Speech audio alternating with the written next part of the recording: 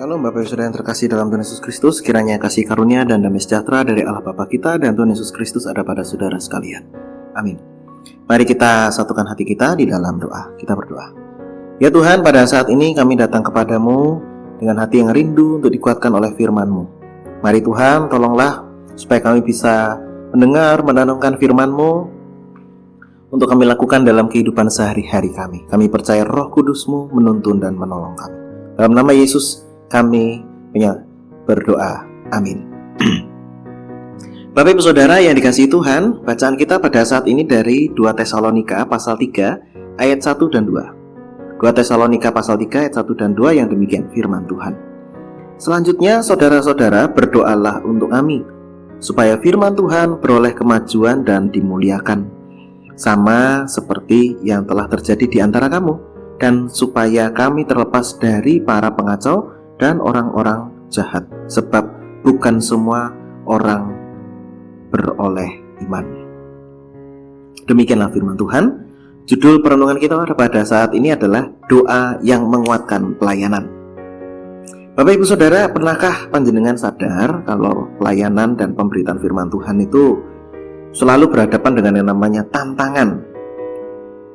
Tidak semua orang senang mendengar firman Tuhan. Ada yang menolak, bahkan ada yang melawan. Paulus dan juga rekan-rekan sepelayanannya juga mengalaminya. Karena itu ia minta, doakanlah kami.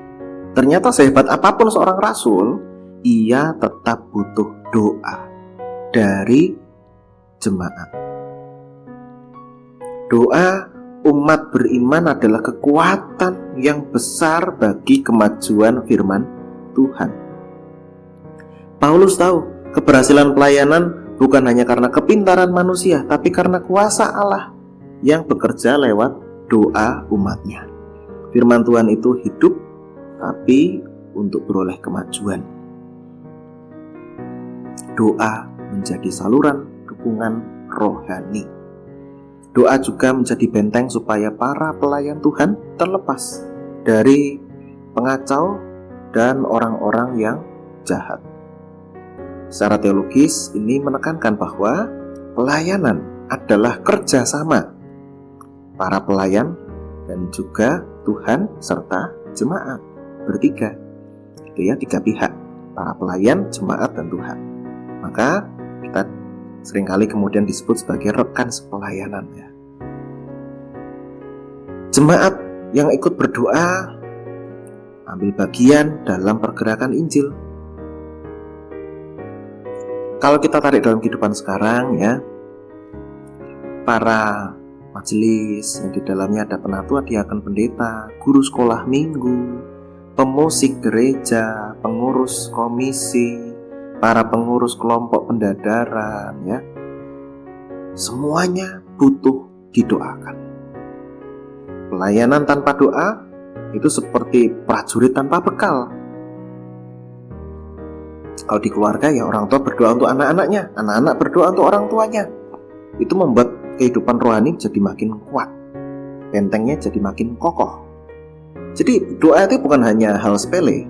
Nggak usah berdoa, nggak apa-apa ya. Enggak, justru doa itu bisa menguatkan. Doa bisa memberikan bekal, menyelamatkan, bisa membuat firman Tuhan itu berkembang.